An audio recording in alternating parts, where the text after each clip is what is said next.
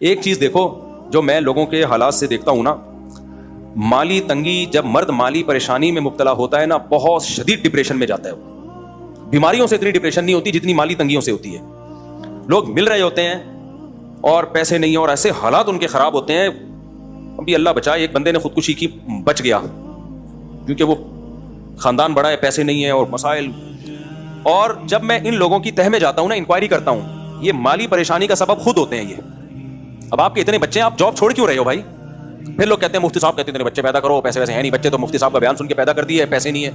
اچھی بھلی جاب چھوڑ دی یہ سوچ کے کہ میں بزنس کروں گا, نہیں چلا وہ بزنس, جاب سے بھی گئے, فاقے پڑھنا شروع ہو گئے چھلانگ لگا کے. تو شکر ہے بچا لیا کسی نے, ڈوبنے کی کوشش کی, بچ گیا وہ بندہ. تو اور لوگ آتے ہیں اس طرح کے, جی یہ ہوا تھا. تو 99.9% وہ لوگ ہیں اس میں جو قدرت کی طرف سے پیسوں کا مسئلہ نہیں ہوتا, وہ ان کی اپنی کسی حماقت سے ہوتا ہے. کروڑ روپے فلاں کو دیا تھا, ڈوب گئے. ابھی چند دن پہلے کیس آیا کہ میرے والد صاحب نے کروڑوں روپے کا لون لیا ہوا تھا کسی سے کاروبار چلانے کے لیے, وہ چلا نہیں, تو اب وہ لون کی ڈپریشن کی وجہ سے ابا جوانی میں ہی فوت ہو گئے. اتنی اسٹریس لی گھر میں, ظاہر ہے عزت دار آدمی کے گھر کے باہر جب لوگوں کا رش لگا ہوتا ہے تو وہ کیسے برداشت کرے گا, وہ ڈپریشن میں انتقال ہو گیا. ابا جب گئے تو بچے تو اس سے بڑی اسٹریس میں آ گئے کہ ایک واحد ذریعہ تھا وہ بھی گیا. اب وہ سارے قرضے دار بچوں کے سامنے کھڑے ہوئے, بچے کہہ رہے ہیں ہم کہاں سے دیں بھائی. تو میرے بھائی ایسے کام کرتے کیوں ہو جس سے کل آپ کو یہ مصیبت ہو؟ نبی صلی اللہ علیہ وسلم کی صحیح حدیث ہے, 2 حدیثیں سناتا ہوں.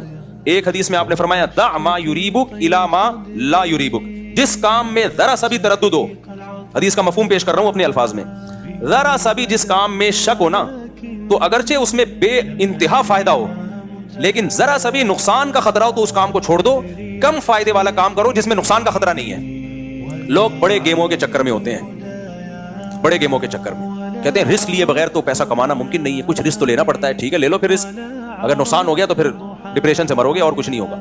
بھائی تھوڑا کما لو, نہ تو 1-1.5 کروڑ کسی کو, نہ لو 1-1.5 کروڑ قرضہ لے کے کاروبار نہ کرو, جتنا جیب میں ہے ٹماٹر کی ریڑھی لگا لو. بھائی کیا جا رہا ہے اس میں؟ نہ نہیں, ٹماٹر کی ریڑھی لگاتے ہوئے ان کو شرم آئے گی.